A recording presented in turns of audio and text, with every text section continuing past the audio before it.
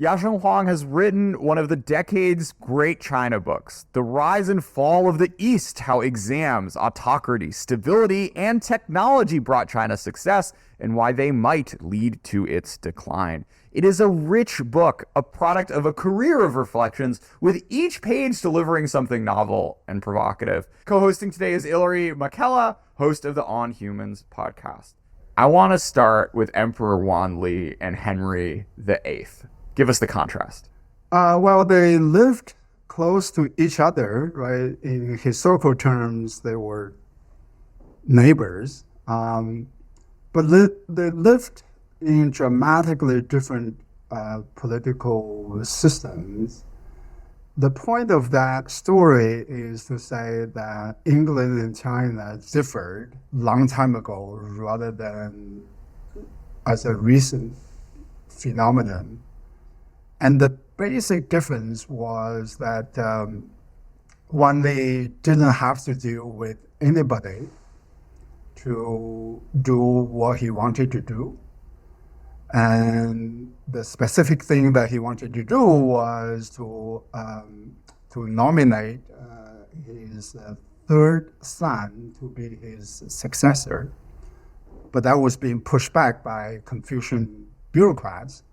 He was dealing with subordinates, whereas Henry VIII had to deal with peers, right? Peer opposition.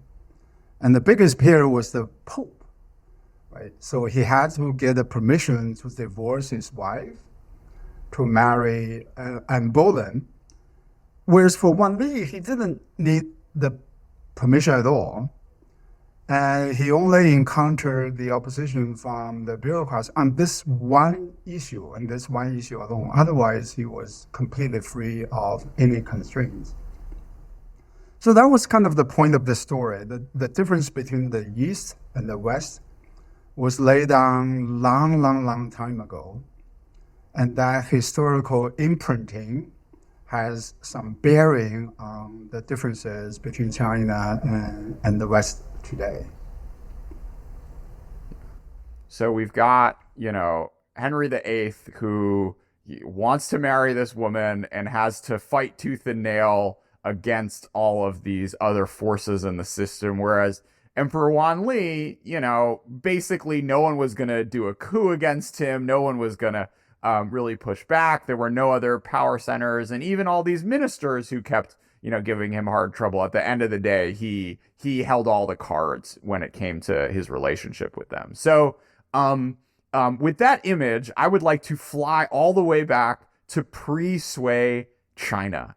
Let's do the sort of the same contrast between what was going on, in the Han and post-Han era, and what you saw, I guess, in the Roman Empire.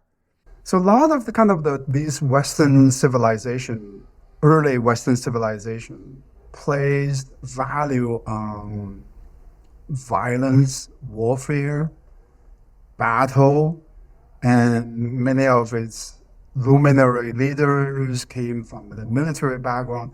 And when you look at the Chinese early history, definitely there was violence, there was warfare, there was no question about it. But there was something I didn't quite see in the history of the West, which is this emphasis on assessing human capital through artificially created metrics, essentially exam. And rather than promoting or demoting people according to your record on the battlegrounds. And that was, according to the historical record, that goes way back. It goes way before the Sui Dynasty, which happened in the 6th century. The Sui Dynasty essentially institutionalized that method. Just a little bit of a history. Qing Dynasty, which unified China in 221 BCE, China was unified until 220 CE, and then it collapsed, dissolved into multiple kingdoms, multiple territory units, and the warfare broke out among them. So kind of going back to the pre-Qing era. What Sui did was reunified China from this disunity into a unified country. So it's similar to what Qing did in 220 BCE. But one big difference was that Sui Dynasty invented this exam system. In Chinese, it's called keju, that kept China unified. So Qing Dynasty unified China, but it didn't succeed in keeping the country unified. Whereas if you look at the era after the Sui Dynasty, most of that time, China was unified. There were periods of time that China fell into disunity, notably in the 20th century. But most of the time, China was unified. So there was a dramatic shift in terms of sort of disunity to unification. And then I attributed that to the keju system. Whereas Roman Empire essentially kept its empire together mostly through military conquest. Some political governance method as well, but they didn't succeed in unifying the empire for long, right? It collapsed. And then Europe basically never went back to Roman Empire, despite the efforts by many generals and many leaders. And Europe today basically is a reflection of the fragmented situation that happened after the Roman Empire collapsed. And that was kind of the anchoring difference between China and Europe. Bringing that moment of Sui as a kind of threshold, watershed moment in China's history is really, I think, eye-opening. Like, it raises a lot of new questions and gives a lot of new answers. And I'm sure we want to ask you about that. But before we do, one more look at the time before it. There's this period of fragmentation that you already mentioned between the collapse of the Han before the reunification, which you call the Han-Sui interregnum. And you kind of, I guess, tongue-in-cheek, call that China's European moment. So in what sense was this period that kind of most people don't even really have a good word for? In what sense is that China's European moment? So first of all, the Han-Sui interregnum, it's an era that most historians kind of don't pay much attention to.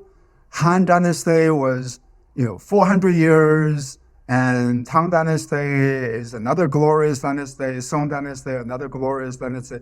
This kind of period in between, who cares, right? I call it a European moment in the following sense. It's similar to the post-Roman Empire era in the sense of just fragmentation and political freedom, ideological freedom, and warfare, constant changes of the government, the importance of the nobility, the mobility of human capital, and crucially, that was the peak of Chinese technological inventiveness. It was also the peak of Chinese humanistic creativity and creation. If you look at the measure of technological development and humanistic creativity, they coincided during that era, right? And I don't think it happened by accident. Could you talk a little bit about how those measures work? I mean, I think we were both quite impressed with Jordan. There's some really fascinating graphs. Can you give a little bit more of an idea what exactly are you measuring when you have some technological development or humanistic development, etc.? So that work we build on really the shoulders of the giant, and the giant in this case, Joseph Needham. Professor Joseph Needham of Cambridge University. His students, his colleagues compiled 27 volumes on Chinese science and civilization. So the the documentation was done by him and his team. There's still a Needham Institute at Cambridge University even today. Needham himself died in 1995. What we did, and that was a collaborative project with Chinese academics, we spent 6 years digitizing this impressive collection of information. Needham, it turns out, even though he himself was a scientist, he never really looked at his material statistically and in a sort of using data approach to analyze the information he collected. So by the way, I'm writing a whole book on Needham question together with my Chinese collaborators. All of us were responsible for creating this database. So that was the database we created. And we had some 40-something research assistants, and it took us 6 years. So what we did was, it sounds simple, but the process of doing it was incredibly difficult and complex. Essentially, we tally up the number of inventions that Joseph Needham compiled, and then divide that number by population. And the Chinese historians have come up with very complete estimates of Chinese population dynasty by dynasty. And so that's another work by giant before us. There's no way we could do that ourselves. Our contribution is digitization, analyzing the information using a data approach. And amazingly, that data approach reveals insights that I don't think we are able to get just by reading historical materials and telling historical stories. One of the fundamental findings from our work is that the peak happened during this European moment. That there's absolutely no way you can get that insight by just reading Needham's 27 volumes, right? And then we also have a measure of historical development in terms of humanistic creation. One was actually published more recently by a group of scientists using using textual data to analyze the textual richness of Chinese historical documents. And it turns out this Han-Sui interregnum had the highest level of textual richness measured by how many writers referred to the text created during that era compared with the text created in other eras. So it is actually quite amazing. When I went into this, and sometimes I get pushback by people saying that, oh, you're ideological, you have your mind make up before you began to do that. I'm not a historian, and the Han-Sui interregnum, the only thing I knew about that era was the kingdom of the three kingdoms of romance that I read when I was a primary school student. I really knew nothing about that era. How can I have a prior view of to be so precise? It really just came from data. And so that's another thing I want to do in this book. I don't invoke values or even theories. I let data speak. I let facts speak. And we follow data and facts to their letter and to their spirit. I really want to push back this view, which is that automatically you have a Western ideological view because you emphasize diversity, freedom, and competition, and that somehow is ideology rather than fact. I'm telling that story from Chinese own history, right? and so I do hope that I win some hearts from people who have an automatic immunity to Western ideas. I think that sort of, that is like one of the more interesting and I think challenging parts of your book is like people gravitate to stories and narratives, right? And your book, it's said with a lot of love. It is very thoughtful and it is provocative, but there is a lot more drama contained in more narrative histories where you're looking at personalities and what have you. So I guess when like you sort of push back on a lot of the scholarship that has been trying to look at these questions of China's technological rise and fall and what keeps it unified or not, by bringing some interesting data sets to the field. So I'm curious, maybe the broader question is like methods for understanding China. Like, why do you think there has been so much overweighting on these sorts of like narratives that you can kind of assert, particularly when it regards to this question? Like, why did it take until 2023 for someone to write your book? Well, so there I do believe, I'm a professor at MIT, so I do have some belief in the ability of systematic approach, systematic method to review and provide us with insights, right? As you said, Jordan, my book also has personalities. My book also has narrative accounts. But there's a difference between sort of just telling the narrative accounts, telling the personalities, as accounts. There's a difference between that and then telling these stories and accounts to illustrate a insight, right? So I was trying to do latter rather than the former, because I'm not a historian. So to me, these are incredibly interesting things in and of themselves. But my ultimate interest is to review if there are general principles, if there are regularities in history, in society, in economy, in politics. That's my main interest.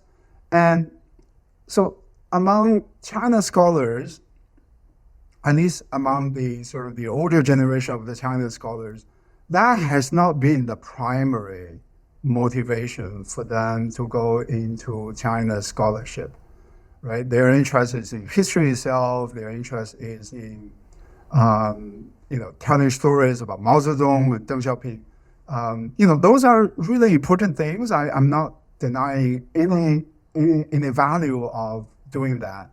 But as a kind of more scientifically oriented scholar, my interest is to review regularities, insights, rather than those historical details in and of themselves.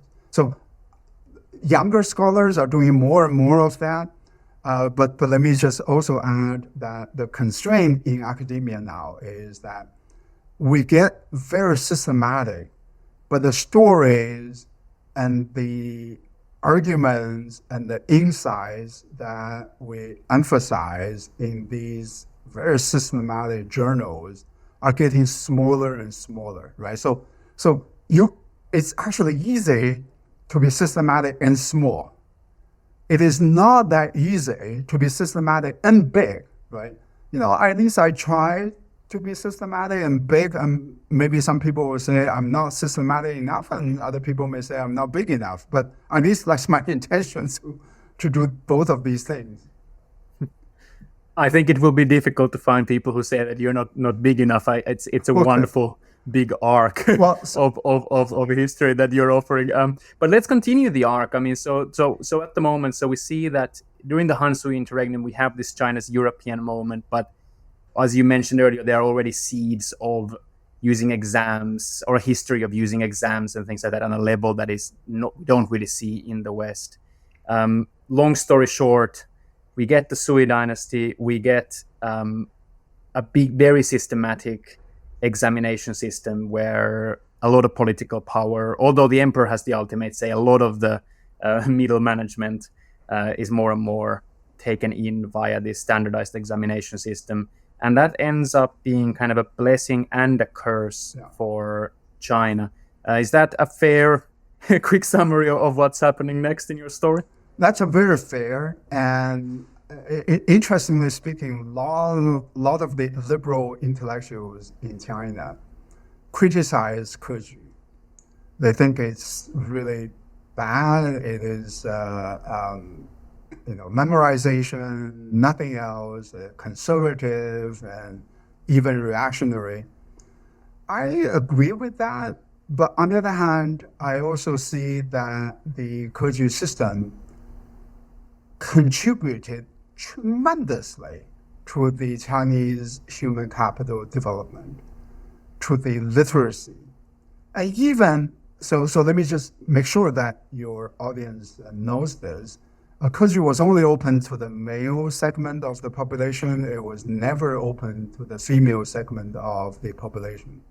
But there was a spillover effect, right? Because mothers were mainly responsible for bringing up their boys and educating them. And the preparation for keju started very early, 3 years old, 4 years old.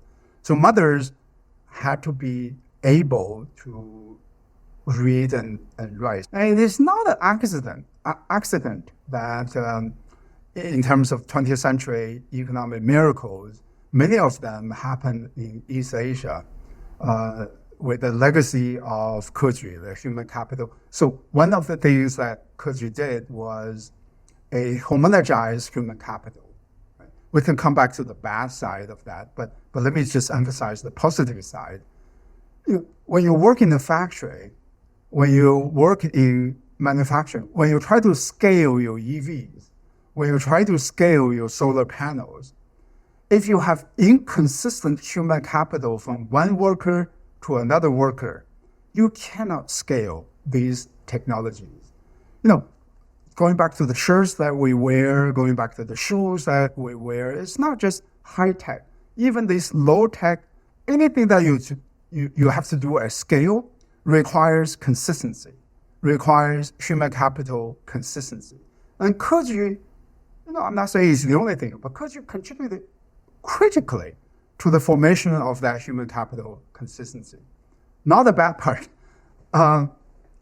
Before we go to the bad part, could I ask one more thing about the good part? Okay. So one of the things that I was really surprised when reading your book is how much you suggest that there was genuine social mobility created by the keju. Because the really short story, often people say, look, in Europe, you have to be an aristocrat to have political power. In China, anyone can take this exam. And I was always like, yeah, okay. But no farmer is actually going to be able to train their son for this exam and actually succeed. So it's a nice story to tell, but actually the outcome is the same thing. The aristocratic kids get a good education. Yeah. The farmers don't have a chance. And you suggested I've been a bit too bleak, right?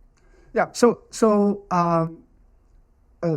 the historians who study keju use the term social mobility.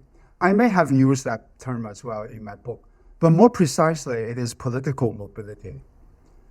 Social mobility implies that you're a farmer, you go up in social ranks, economic ranks, you can become an entrepreneur, you can become a professor, become a government official. So that's social mobility because it's social rather than just narrowly political. Whereas in the keju case, it's really just political, right? So you become an official, you become a bureaucrat. And in that sense, it is limiting your range of mobility to one thing only, the imperial bureaucracy. You didn't go into commerce, you didn't go into universities, you didn't go into other things, political opposition, for example. You didn't go into the church. So yes, there's that incredible mobility. You could be a farmer, and then you took the exam, you succeeded, and then you became an official. So in that sense, it's not a social mobility. It is a political mobility. But there was genuine political mobility. Oh, absolutely. And how would you convince a skeptic about that? Oh, okay, very easily. So again, going back to our earlier conversation about data, this is not something you can just use stories to illustrate. You kind of have to use statistics and data. They are historians who study keju, and then they say, oh, so they are historians on both sides. The earlier historian, Ping Di Ho, who really pioneered the keju research, showed that keju was meritocratic, had the mobility. But later historians say, oh, no, actually, so and so, came from prominent family, and he also succeeded. He got promoted. But the problem with that is, how do you know it is the prominent family part that contributed to his mobility? Maybe he was extremely smart, right? So I'm not saying that the second view is necessarily wrong, but all I'm saying is that just telling that story itself is not convincing enough to make your point. What we did was, so this is a work I did with Claire Young at University of Washington. We ran statistical tests on the effect of family backgrounds on your exam performance, right? Whether or not you came from a rich family, whether or not you came from a politically prominent family, your father was government official, your grandfather was government official. And then statistically, if that background influenced your exam score, we should be able to see it. We should be able to detect that effect in the statistical results we generated. So keju had 3 rounds. In the first 2 rounds that were anonymized, we didn't see any effect of family backgrounds on your exam scores, right? So that's quite impressive. Going back to 6th century, 7th century, 9th century, 13th century, that your backgrounds didn't influence your exam scores, and that means that they had a pretty good system. It's called anonymization. China actually invented the double-blind system. The examiner didn't know who examinee was. Examinee didn't know who examiner was, and that was really incredible. That was an incredible invention, and Chinese should get the credit for it. So that really is to me, that's a more convincing evidence that the keju system was truly meritocratic. I think this is a nice transition to talk about, come back to sort of the court politics dynamics, because there is this one fascinating point that you brought up in looking at the sort of like educational attainment and family background was actually at the very richest people, there was a bit of a negative correlation because the emperor is smart and they know that they don't want to have a chief minister who actually has like money and connections and land or whatever, which sort of comes to this sense that you made very clear of there just not being other power centers. Let's talk a little bit about the sort of court dynamics and how the emperor's ability to literally handpick whoever gets to join the top echelon of your Junshi class shaped China for so many centuries. Yeah, so that's earlier I said that in the first 2 rounds, the family backgrounds didn't affect the exam scores. In the final round, it's called the palace round, palace exam. It was partially written exam, partially a oral exam. The oral exam was presided by the emperor. So he was the examiner in chief. That had to be non-anonymized, right? Because the examiner in chief was doing this oral examination. He had to know who the examinee was. So during that round, the backgrounds were known to the examiner.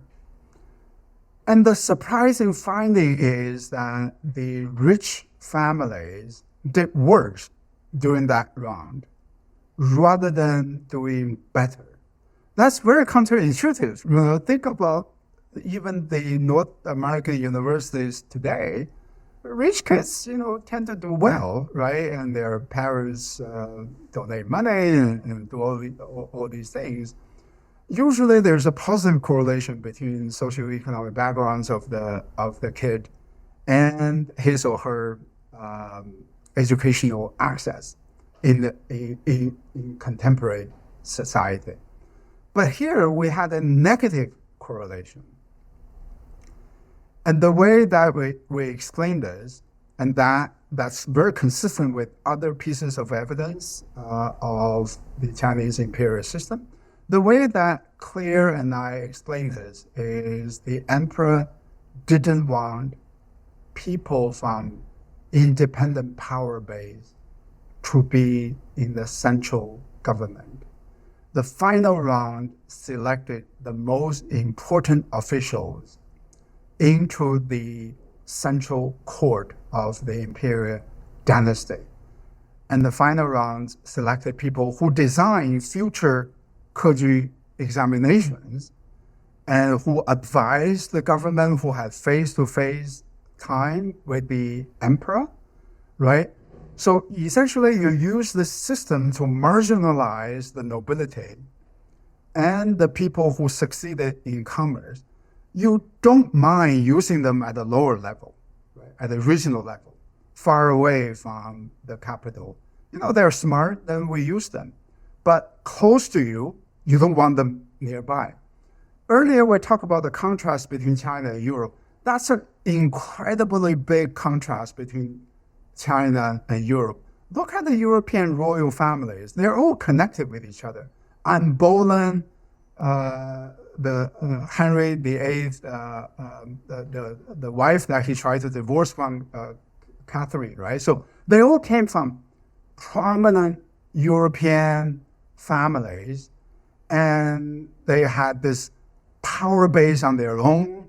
They had economic base on their own, and they can, the emperor, the king was definitely the most powerful, but he had to share power with these peers.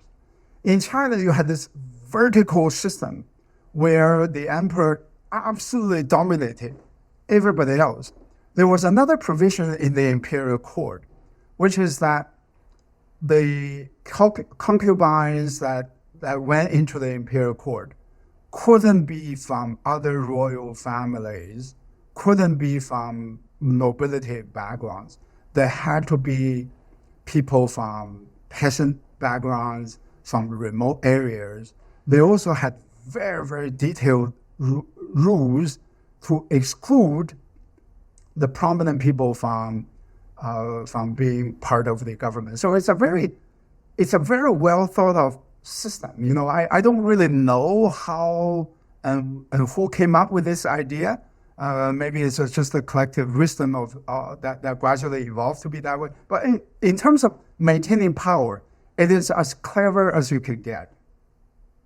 Another really interesting layer of this was how you dealt with the top ministers, because look, okay, you can filter them out for having, having independent money, but look, these are very talented, ambitious people, and you're gonna have differences with your ministers, but you have this fun other data set where you look at, or why don't you talk about how emperors dealt with ministers they weren't super fond of, and what what benefit that gave back to the system.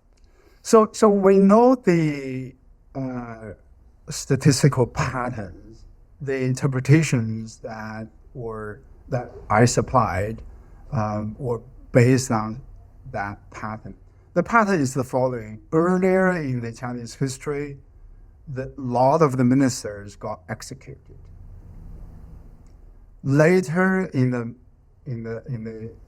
imperial history, dynastic history, after keju, right?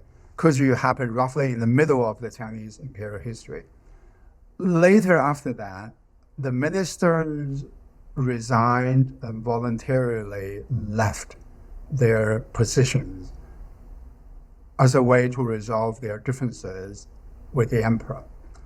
The way that I explain this is that earlier period, you had these bureaucrats and ministers who disagree with the emperor on more fundamental issues, right?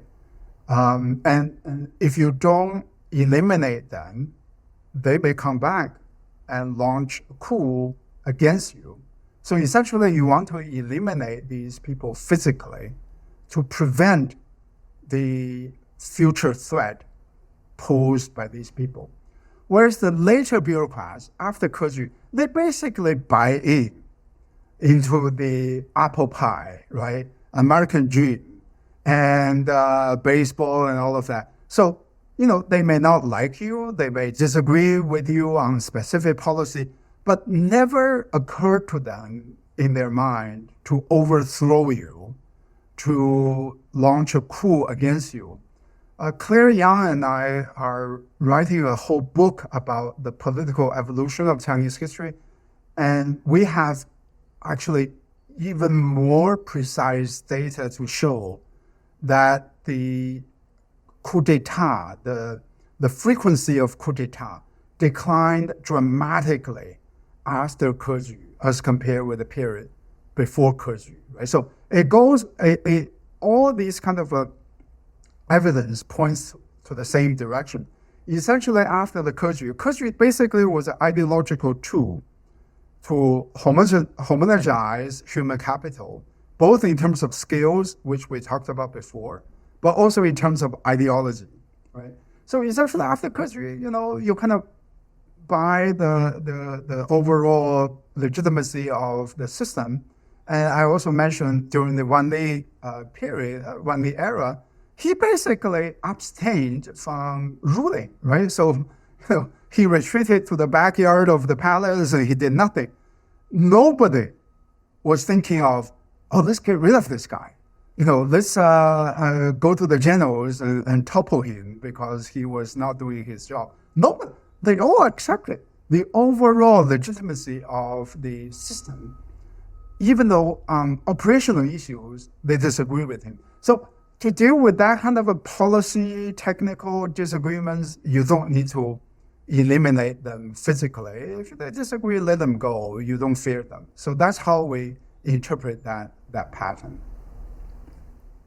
I think that's a really nice link from the discussion that we started with on the frictionless autocracy, as you describe, of the Chinese emperors, to the exam system. Basically, the idea that the exam system, because it sucks all the human capital and sucks people in and gives this channel for political mobility, you don't end up having other power centers. But then the other question is about technology. And so you already hinted that when you really look at when are Chinese inventions bubbling up, they tend to bubble up before the Sui dynasty. And then you have a decrease. And you have a really impressive graph which shows, and it's actually really funny, for example, it's not only the keju system, it's also just other ideologies. So there's a really strong correlation, you say, between, for example, the prevalence of Buddhism and innovativeness, not necessarily because Buddhists are innovative, but because the presence of Buddhism shows that there is intellectual diversity and all of these things start to decline after the Sui. But I think the most obvious counter example that, any China historian would give is the Song dynasty. The Song dynasty is often regarded as one of the most innovative periods. You get the gunpowder. A lot of the great Chinese inventions, if they weren't made during the Song, they are refined during the Song. You have Yasheng Huang, as this kind of legendary Da Vinci style figure who's a polymath in everything. To many people's eyes, it's the Song that is the China's European moment, if we want to use that terminology, looking at the Renaissance Europe now. You don't seem to agree, or to the extent that you agree, is that a problem for the overarching argument? Yeah, so that I think that's a very strong pushback against the idea and the thesis of my book, but we have a way to deal with it.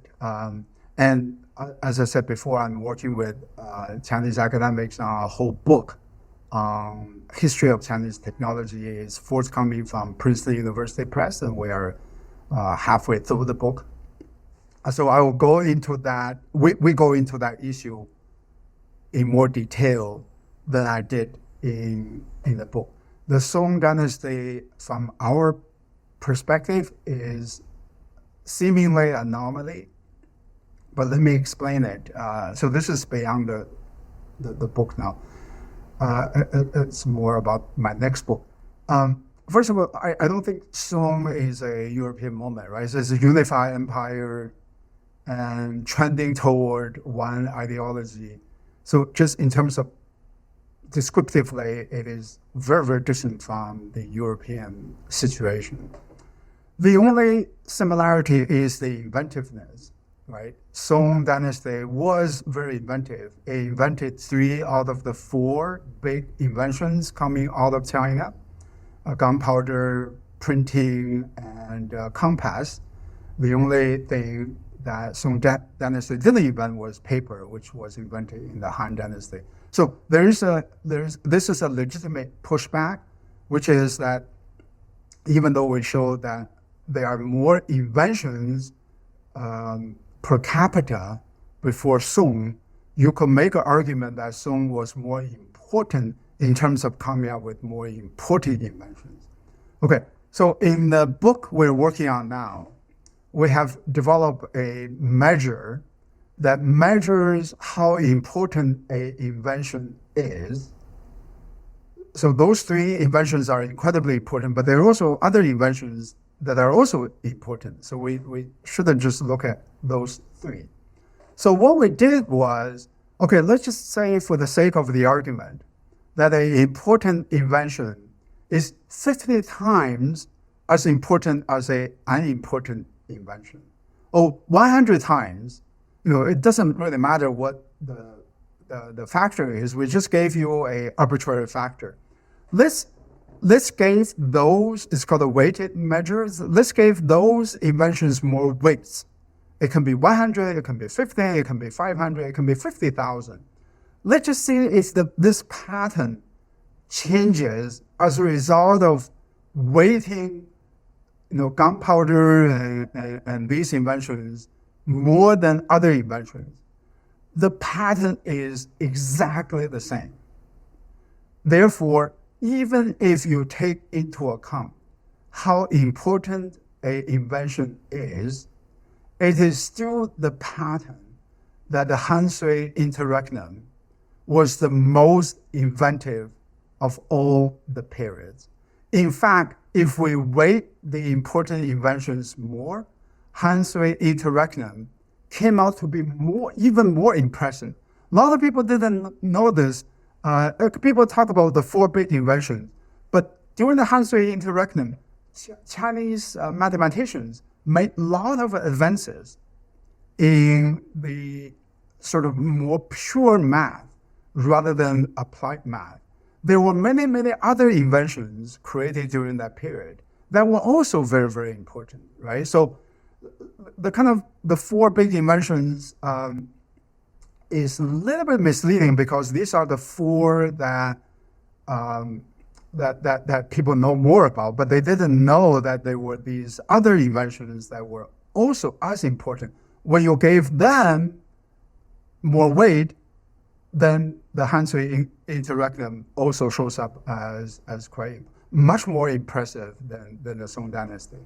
I guess one question that we haven't touched upon at all is that, yes, there are no other political, ideological power bases, but one thing that you mentioned several times, and which might be relevant to the Song, but is a little bit of a wild card here, is what about commerce? So if you look at Britain, for example, leading up to the Industrial Revolution, I mean, I had for example, your colleague at MIT, Darren Asimoglu, with James Robinson, would put a lot of emphasis on the way that commercial power as a competitor to political power is why England becomes what it was and was able to industrialize.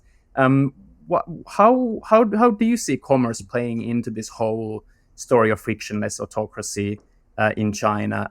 Is it an anomaly?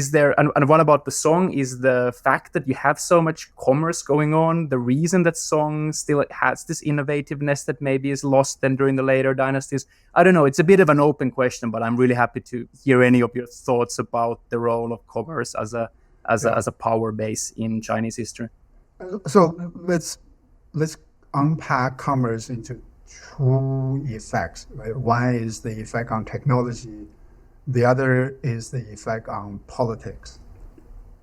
On technology, I do believe that there is a connection between vibrant commerce and technology, and Song possibly achieved.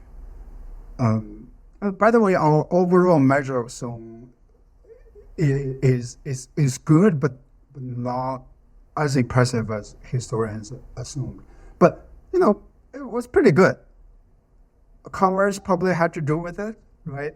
But the way we think about, I think about this issue is that commerce is one of many factors, and so commerce probably played a role in the Western Industrial Revolution, but commerce played that role in the overall context of political freedom, intellectual freedom, rather than playing that role all by itself.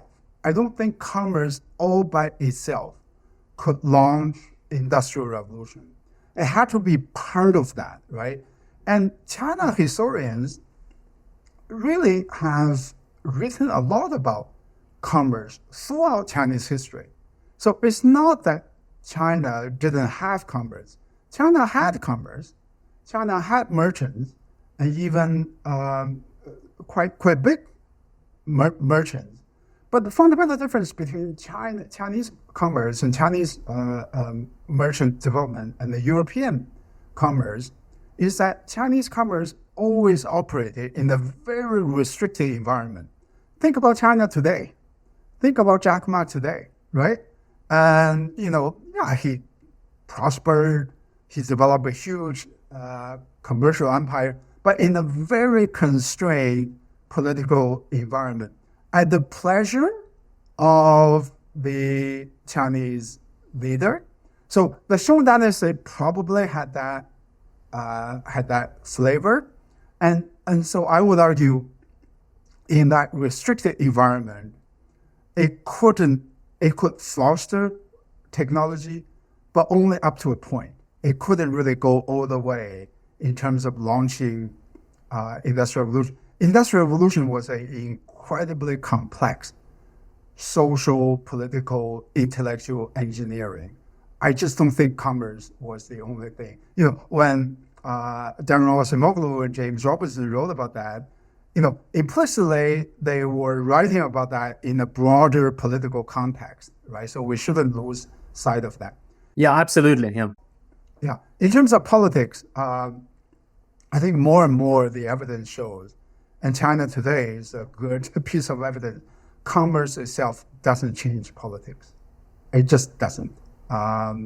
It has to be commerce together with other things. And the Song Dynasty had vibrant commerce, and obviously it didn't change the nature of autocracy in the Song Dynasty, and arguably after the Song Dynasty, China became even more autocratic.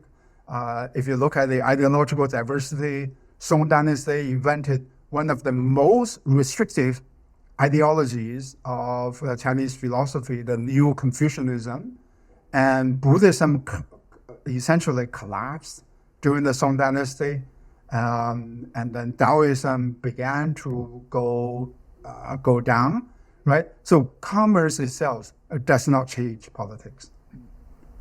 So I think, it's an interesting way to, you mentioned kind of the long arc. One of the more dramatic things you said at the very beginning, one of the downsides of not valorizing generals and generalship is that, you kind of lose more wars. And the Han people did a lot of that over the past 2,000 years. But really remarkably, I don't think Kublai Khan was particularly interested in Confucius when he grew up. Same with the Qing, right? But the sort of the invaders from the north ending up taking a lot of the sort of patterns that were established because they found them so useful. Can you talk a little bit about how this tradition was able to, metamorphosize and, keep trending in this direction even after so much, interaction with, with border countries and ultimately, being taken over a few times by foreign people who you wouldn't bet on, nomadic horse tribes to all of a sudden think that eight-legged essays were really the way to go to run their country. Yeah, so that's a really interesting piece of history, right? Which is the reverse takeover by China and by the keju system. The Mongols, none of that keju stuff was there in their culture, in their civilization. It was really kind of a war-fighting civilization. And then they didn't continue keju for a period of time. And so again, I'm not a historian, so I don't know the specific historical turning point. But then at some point, they said for themselves, gee, that thing is actually very useful to us. And I think the reason, so this is just a hypothesis, I think the reason is that they were ruling such a big empire, right? So the Yuan dynasty is a big empire. To rule such a big empire, you need a lot of bureaucrats. You need a lot of human capital. You need capable people to preside over this big territory.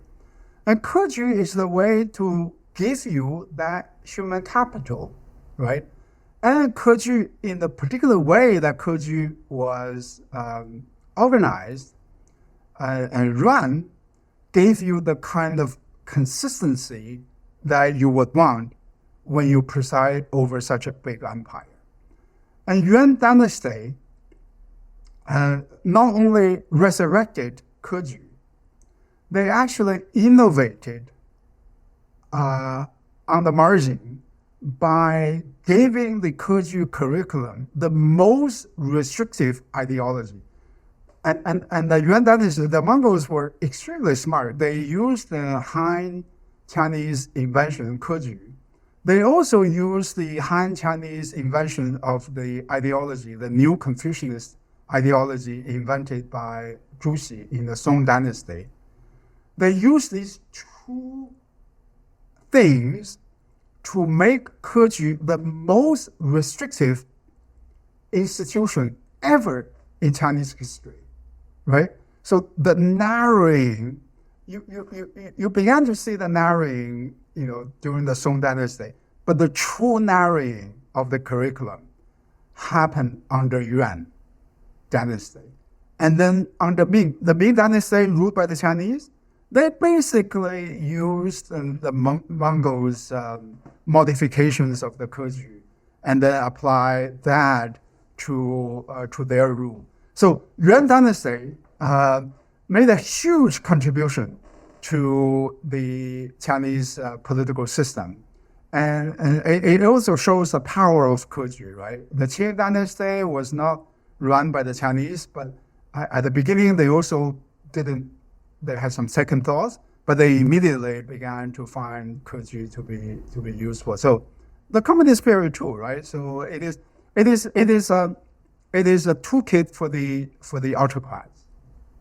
Totally. And I think that's kind of the key takeaway from this whole system is basically you're trading scale for, dynamism and ingenuity. Yeah. And you see it across the entire system. It's like, look, it's great to have 10,000 bureaucrats. If you're getting the ones that are really good at memorizing, books and books of Confucius, they're probably going to be pretty smart. But they won't necessarily be, radical and innovative and coming up with dramatic innovations, both on the upside as well as potentially on the downside when they, get their own ideas for greatness. And it's kind of the same thing with primogeniture for the emperors, right? As like, all right, if everyone knows the first son is going to be the one that's going to be emperor, you're maybe not getting the best son, but you're also not getting the mess that comes with having to select the best son, where, you're looking at what the Ottoman Empire had to do, where,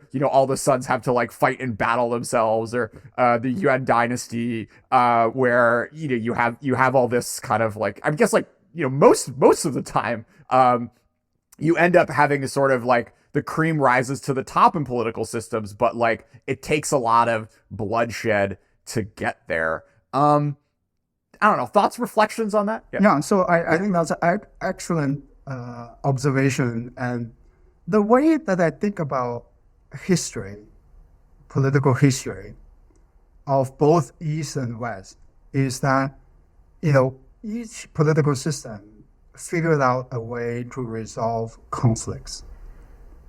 Right? Democracy is a way to resolve conflicts. I'm peer with you, I disagree with you, we can fight it out, right? Or we can agree to disagree and agree to the rules of the game, maybe election, so next time I can become president, I can become prime minister. Autocracy is also a way to resolve conflicts. You disagree with me, I kill you, right? And you disagree with me, I educate you, right? Ideological indoctrination and brainwashing. Primogeniture is a way to resolve conflicts, right? So imagine if you have unclear rules of succession, and hopefully we'll get to that now, later, right, about what's going on in China now. If you don't have clear rules of the succession, that is a prescription for conflicts and troubles, right? Primogeniture, you may not get the best son, but at least the rules of the game are super clear. People don't fight over who the successor was. And this is where Wan Li was potentially dangerous to the regime, to the system, because he was proposing to violate that rule. And that's why the Confucian mandarins, who normally wouldn't oppose anything that emperor proposed, vigorously push back, right? Because they see that as really undermining a critical rule of the game, the rule of the succession. But then the Chinese system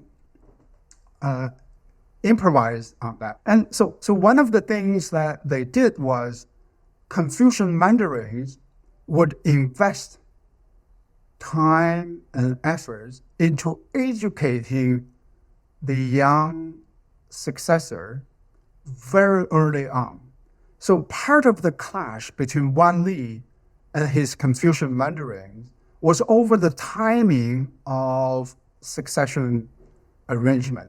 You got to anoint your successor early on, so we could come in and educate the son into the Confucian methodology, Confucian values, and Confucian ethics, right? So that's an extra insurance policy, you're right, to make sure even if the son is not that smart, we got to educate him early on. So the way I think about this is it's all about resolving conflicts. Sometimes you resolve that conflicts by giving up some of your control.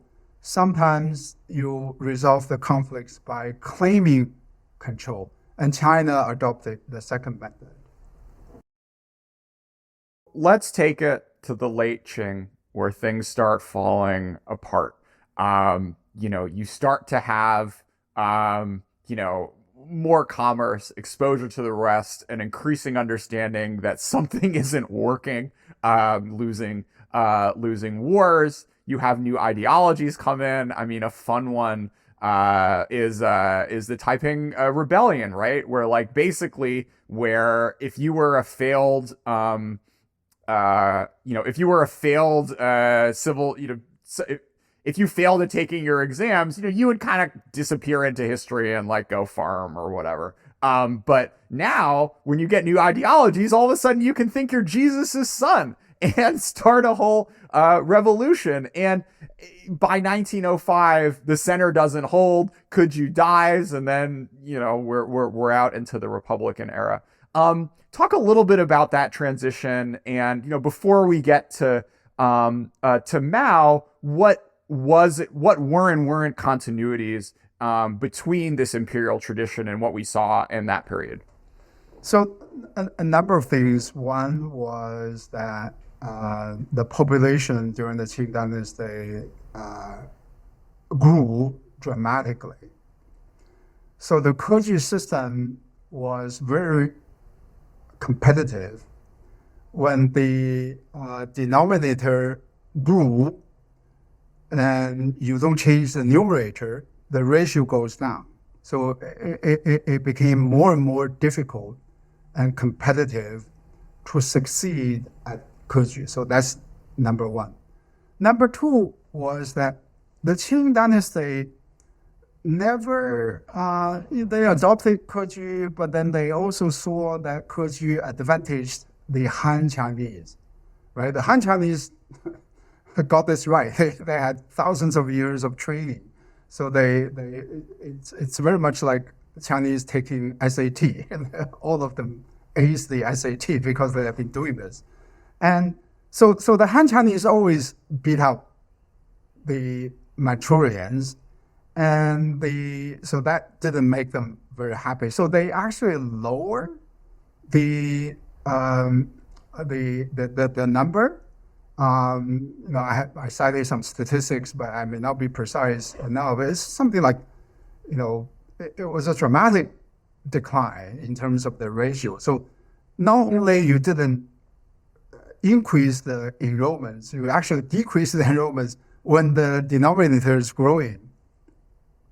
The third thing is ideology. And so keju succeeded in stamping out Buddhism, Taoism, and all these other things. But hey, Christianity is a different animal. And then it arrived in China so in such a force, right? And also it's probably a more challenging ideology to deal with as compared with Taoism and Buddhism, right? In terms of God, in terms of, I'm not a religious scholar, so I'm just saying nonsense here, but it was probably just more difficult to deal with as a ideology. So then you have Western intrusion, right? And so all these things compounded each other, and then they contributed to the weakness of the rule by the Manchurians. And the Taiping Rebellion is a very telling of that story, right? So it had a Western ideology. It had a failed candidate of the keju 4 times, right? And then he gravitated toward Christianity. It occurred to him, well, maybe I don't have to be a farmer. Maybe I can rebel and just, so essentially Hong Xiuquan didn't buy in the overall legitimacy of this system, something that keju has succeeded for generations and generations before. In his case, it failed, right? Why, so the historians probably have better answers, but it failed on him. So he launched this crippling rebellion, and the rebellion did something else. The rebellion, in the end, it was suppressed. But on the other hand, it drained the resources from the government, right? So the government needed money. So they began to sell government positions, right? And further undermining the legitimacy and the credibility of the keju system, right? So all these factors, maybe not by themselves, but altogether contributed to the permanent collapse of the imperial system. Then we have a republic. And would it be right to say that there's another thing that happens, which is that to fight the Taiping Rebellion, you need to have an army, a modern army fighting the Taiping, which then creates these really powerful military leaders, which everybody familiar with that era of history will know. And then and because you have these armies, well, you start having for the first time big power centers contrasted to the Beijing central government, which ends up being in the character of Yuan Shikai, for example, ends up being very much part and parcel of how the empire crumbles down. What do you think? How big of a part of the story do you think that is? Yeah, I think it was a big part of the story. On the other hand, I think we shouldn't overstate the importance of the military. I mean, in the end, the Republican Revolution was not launched by the generals. It was really launched by the civilians. And Yuan Shikai and those people definitely played a role, but it was not a military coup, right? So it was not a coup d'etat. It was revolution by ideas, a regional rebellion. It was not at least a classic army general leading the army to topple the regime. For sure, the military got more powerful because of that. But was it? But the military was by and large trying to defend the regime rather than toppling the regime. So the toppling came about as a result of losing the ideological narrative, losing the legitimacy of this entire imperial system. I think more and more when I sort of think about these things, do research about these things, the role of idea, the role of ideology, I more and more I think that's a more important driver of history than other things, than economics or pure military power. Well, let's talk about a leader who had like a very curious ideology. Chiang Kai-shek, he has this weird blending of like Christianity and fascism and Confucianism. What do you think he did and didn't take from from this imperial tradition? And, is there anything maybe he should have over-indexed on relative to the mix he balanced with? So I think the nationalist party, the nationalist government, Chiang Kai-shek and his son, they have always been more conflicted as compared with the imperial leaders as well as communist leaders. So essentially, they kind of juggled between scale and scope. They never quite resolved that conflict, right? So there was some Western influence on these guys. There was definitely, the Chinese traditional autocratic tradition impinging on them. They never resolved one or the other decisively. They kind of let, maybe not 100 flowers bloom, but maybe 50 flowers bloom or 30 flowers bloom, right? And that is never a stable arrangement. When you don't have some sort of decision on scale and scope, you tend to move around and you tend to come up with ad hoc solutions. And I think the eventual democratization of Taiwan came from the lack of that earlier resolution between those tensions between scale and scope. They I think Chiang Kai-shek tried to have it both ways, right? And under a autocratic veneer, which is not very good at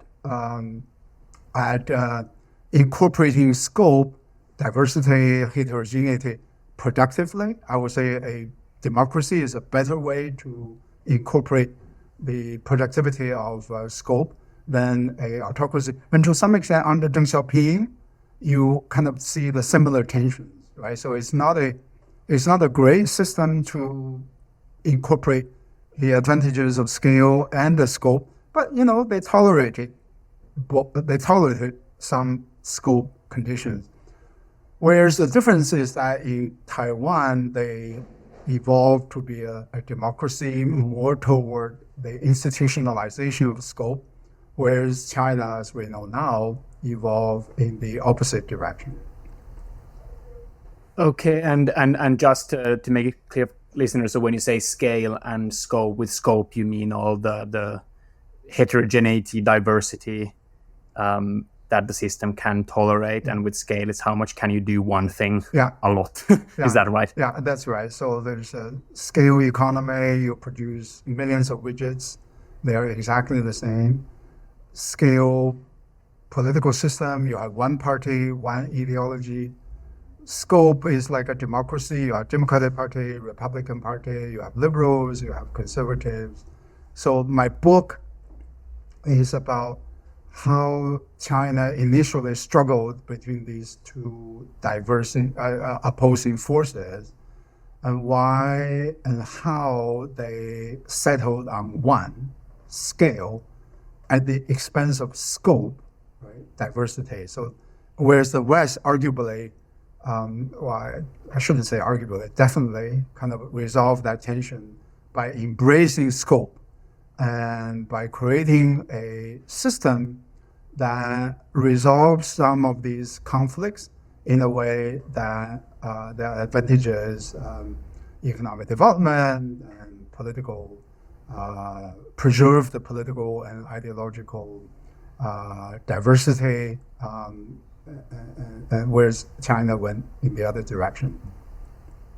And I guess it's there, the keju system is really one of the major scale in favor of scope situations. And absolutely. I think you have a really great line in your book, which is, quote, "Too much autocratic stability is detrimental, and this conclusion is not based on Western values and ideology, but on China's own history," unquote. So, I mean, I try to tell that story by Chinese history, and whether or not people pay attention to that. I just hope to persuade people who don't have a knee-jerk aversion to the idea of diversity, competition, and who take evidence and facts seriously. And China prospered when it had a degree of diversity, both historically and in the contemporary period, right? If you care about economic growth, if you care about economic development, if you care about technology, if you care about science, I think China should be more celebratory of diversity rather than suppressing it. All right. I think that's a really nice place to end it, and also like a nice break because we made it right up to 1949.